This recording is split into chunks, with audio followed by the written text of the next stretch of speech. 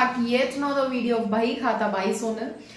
Consignment account को continue करते हैं और फिर बढ़ते हैं कहाँ, अकाउंटिंग फॉर कंसाइनमेंट की तरफ। ठीक है, अब कंसाइनमेंट अकाउंट बनाना है तो अकाउंटिंग भी होते होंगे यहाँ पे, और कैसे होते हैं, क्या क्या एंट्रीज होता है, नहीं होता है, वो भी देखते हैं। ठीक है, तो यहाँ पे देखो मैंने बोला था एक कंसाइनर होता है, दूसरा होता है कंसाइनी। कंसाइनर कौन होता है? ओनर होता है। कंसाइनी कौन होता है? एजेंट होता है। ठीक है, तो अगर एंट्री हो रहा है, सामान तो उन्हीं के पास है। ठीक है, इधर से सामान इसने प्रोड्यूस किया, इसको भेजा। ठीक है, तो एंट्रीज भी तो दोनों साइड होंगे। ठीक है, कंसाइनर के साइड भी एंट्रीज होंगे, कंसाइनी के साइड भी एंट्रीज होंगे। हमको देखना ये है कि कौन कौन से एंट्रीज कंसाइनर के होंगे, कौन से एंट्रीज कंसाइनी के होंगे। ठीक है, तो यहाँ बोर्ड में एक पहला एंट्री लिखा हुआ है।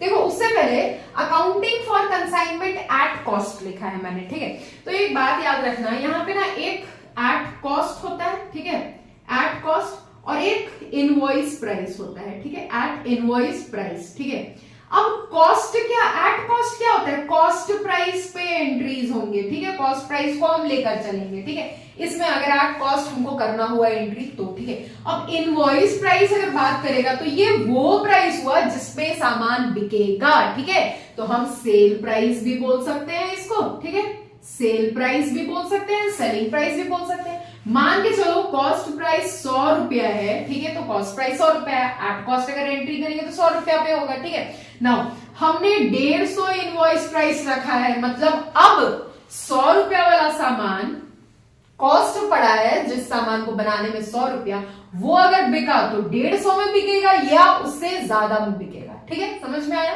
तो इनवॉइस प्राइस क्या होता है, कॉस्ट प्राइस क्या होता है, नोट डाउन कर लो, समझ में आया होगा। ठीक है, अब देखो मान के चलो मेरा लोकेशन रांची है। ठीक है, जो भी जिस भी गुड्स में हम डील करते हैं वो मतलब मेरा पर्टिकुलर लोकेशन रांची है। अब हम सामान भेजते हैं, जमशेदपुर भेजते हैं, बोकारो भेजते हैं, धनबाद भेजते हैं। ठीक है, अलग अलग लोकेशन में हम सामान भेज रहे हैं, हम अपना कंसाइनमेंट भेज रहे हैं। ठीक है, वहां पे एजेंट्स होंगे, हमारा काम करते होंगे। ठीक है, वहां पे हम सामान भेज रहे हैं। ठीक, तो ना अलग अलग जगह में ये 3 जगह हम ऑपरेट कर रहे हैं। ठीक है, मेरा मेन एरिया तो रांची है, लेकिन हम वहां पे सामान भेज रहे हैं, मेरा एजेंट बैठा है उधर काम कर रहा है। ठीक है, तो अब पर्टिकुलरली अलग अलग जगह का हमको प्रॉफिट एंड लॉस कैसे पता चलेगा? अगर एक ही बार हम अपने रांची मतलब एक ही बार सारा सामान, तीनों लोकेशन का सामान एक ही बार साथ में निकाल दिए तो फिर कितना सामान वहां गया, कितना सामान इधर, कितना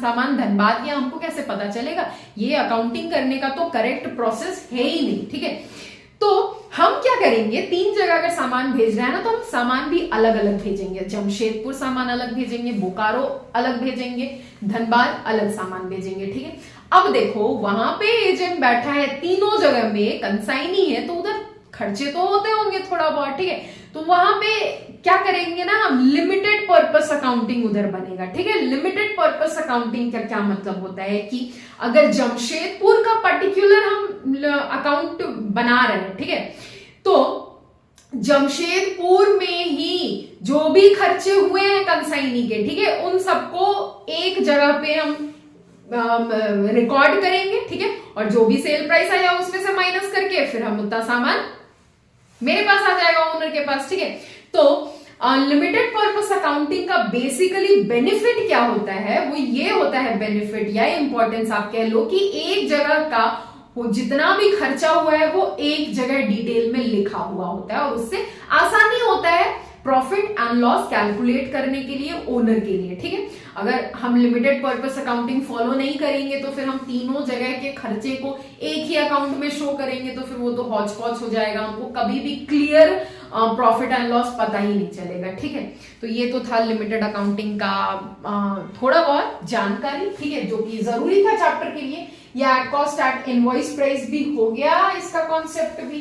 तो अब देखो एंट्रीज के तरफ बढ़ते हैं। ठीक है, तो पहला एंट्री बोर्ड में लिखा हुआ है, दिख रहा होगा, goods sent on consignment basis at cost. ठीक है, गुड्स क्या हुआ है, अभी सेंड हुआ है। ठीक है, अभी हमने गुड भेजा है कंसाइनमेंट बेसिस के लिए, कंसाइनमेंट के लिए। ठीक है, एजेंट के पास भेजा है। ठीक है, तो ये एंट्री कहां होगा, इन दी बुक्स ऑफ कंसाइनर होगा, ठीक है, इन दी बुक्स ऑफ कंसाइनर होगा, यहाँ इधर एंट्री होगा।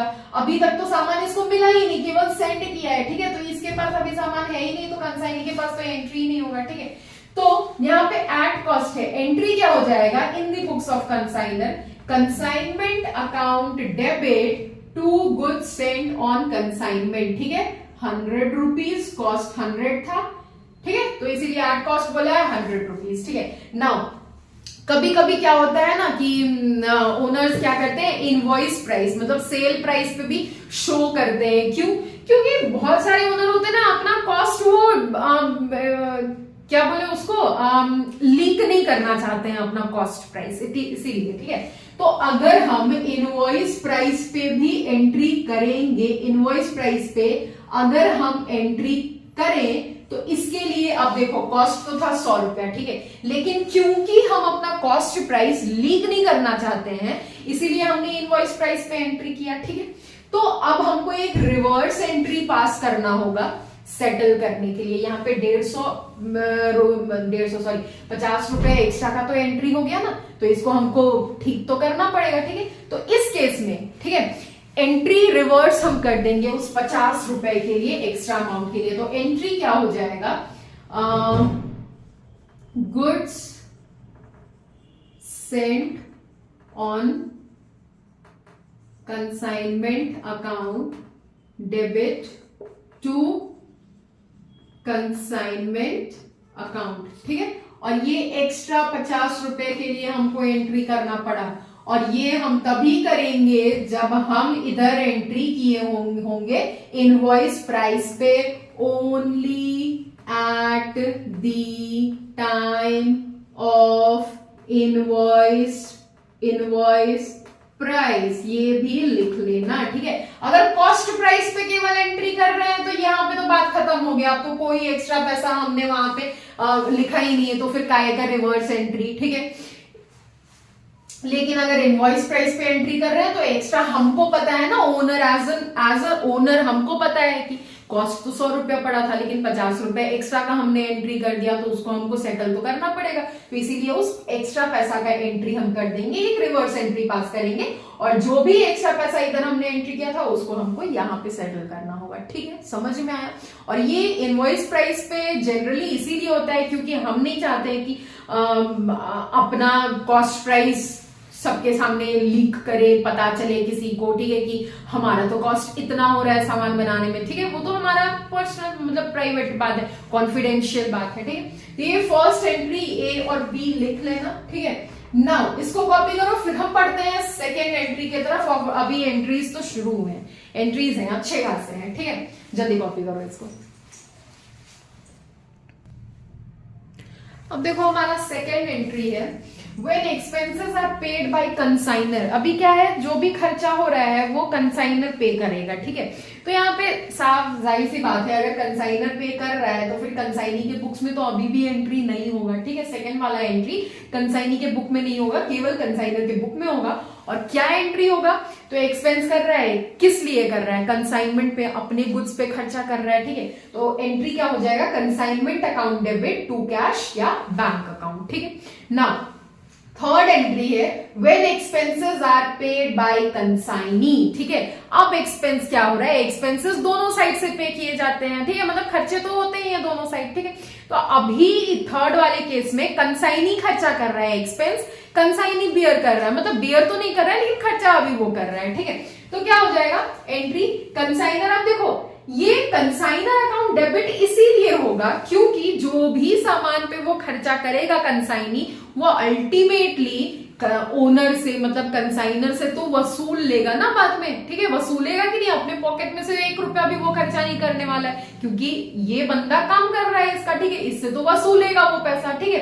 तो इसीलिए वो क्या करता है ना, कंसाइनी कंसाइनर को ही डेबिट कर देता है, ठीक है, कंसाइनर को ही डेबिट कर देता है एक्सपेंस, ठीक है, कंसाइनर को डेबिट कर दिया टू कैश या बैंक, ठीक है। अब देखो यहाँ पे जो खर्चा हुआ है, यहाँ पे कंसाइनी के बुक्स में ये वाला एंट्री होगा, कंसाइनी के बुक में। अब ये वाला एंट्री कहाँ होगा, तो कंसाइनर के बुक में, ठीक है। एक बात बताओ, गुड्स पे अगर कंसाइनी ने खर्चा किया है तो वो खर्चा डायरेक्टली और इनडायरेक्टली किसका हो गया, बेयर किसको करना है, ओनर को करना है, ये तो पैसा वसूलेगा ना इस खर्चा का, ठीक है, तो ओनर को पैसा पे करना ही है। तो अब ओनर के बुक में मतलब कंसाइनर के बुक में क्या एंट्री हो जाएगा, consignment account debit to consignee account, क्योंकि जो भी खर्चा इसने किया पैसा ओनर किसको देगा, कंसाइनी को देगा, तो टू कंसाइनी अकाउंट, कंसाइनी इधर क्रेडिट हो जाएगा, ठीक है। तो ये दोनों एंट्री जल्दी से नोट डाउन करो, फिर हम बढ़ते हैं आगे एंट्रीज की तरफ।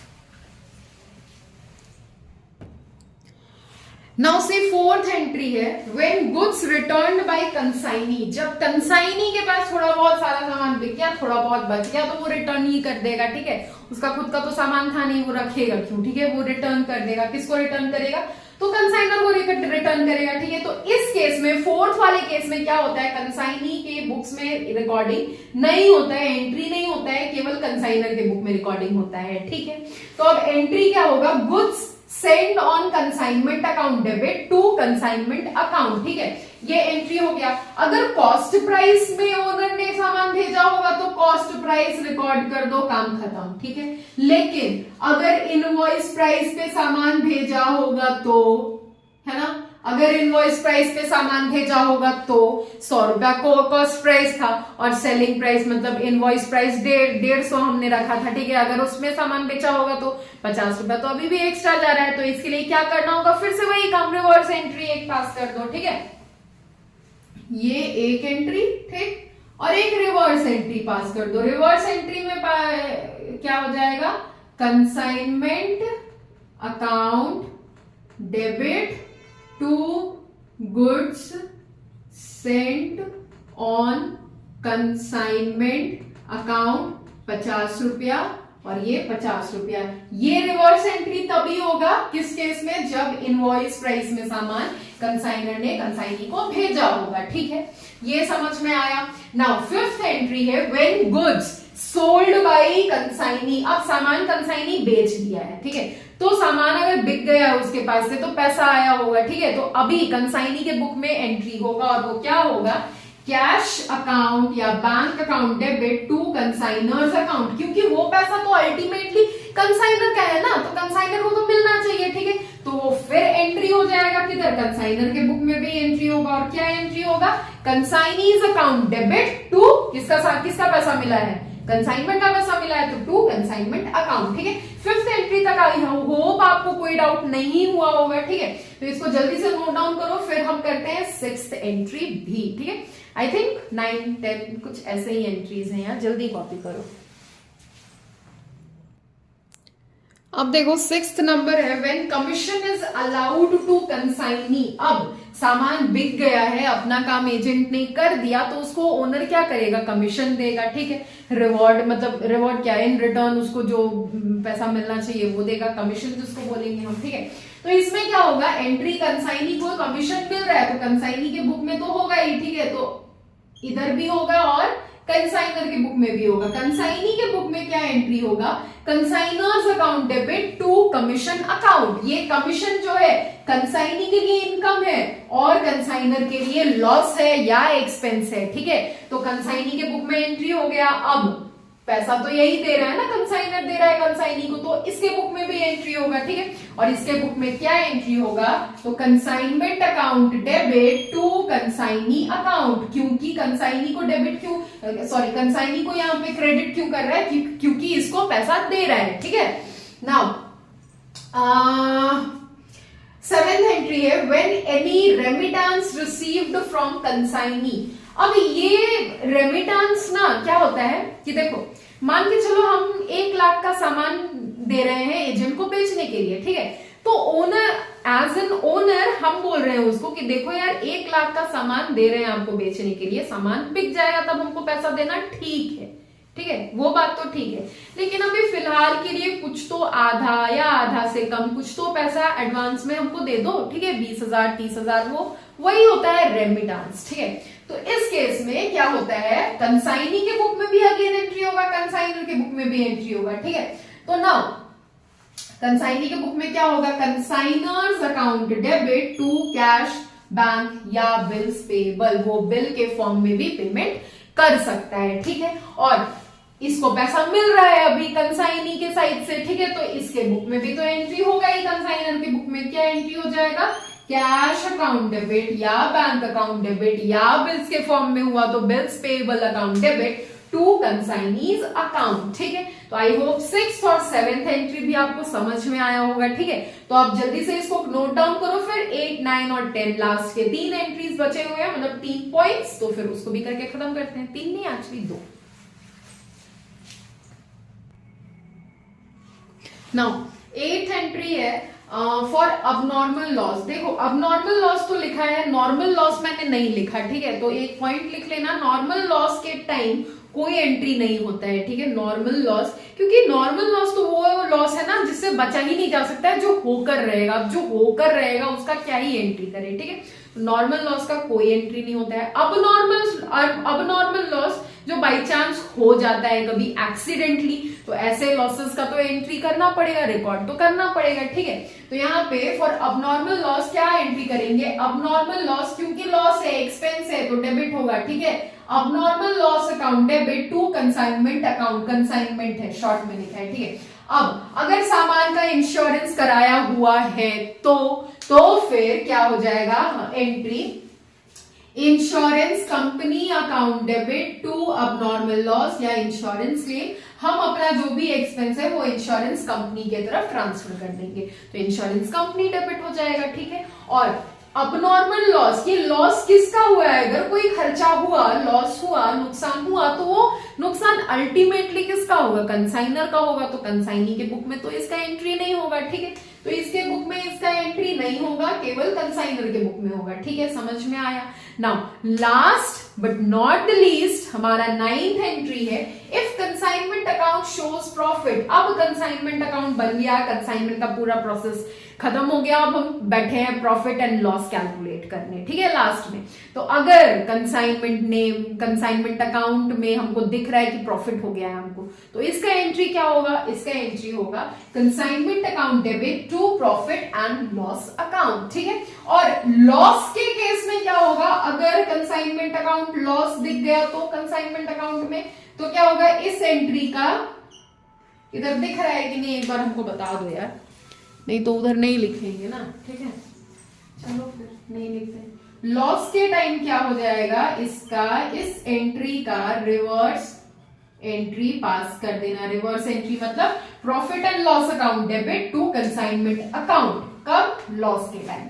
प्रॉफिट होगा तो consignment account debit to profit and loss account, ठीक है। लॉस दिख गया कंसाइनमेंट अकाउंट में तो फिर रिवर्स एंट्री पास कर देना, ठीक है। चलो फिर ये था पूरा जर्नल एंट्रीज जो कि कंसाइनमेंट अकाउंट्स में होते हैं, ठीक है। पूरा प्रोसेस का एक एक करके मैंने जर्नल एंट्रीज लिखा दिया। आई होप आपके लिए हेल्पफुल होगा।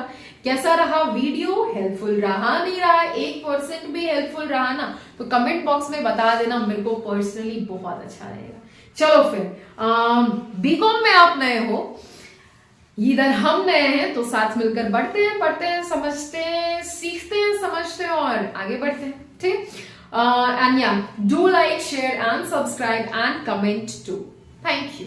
Bye.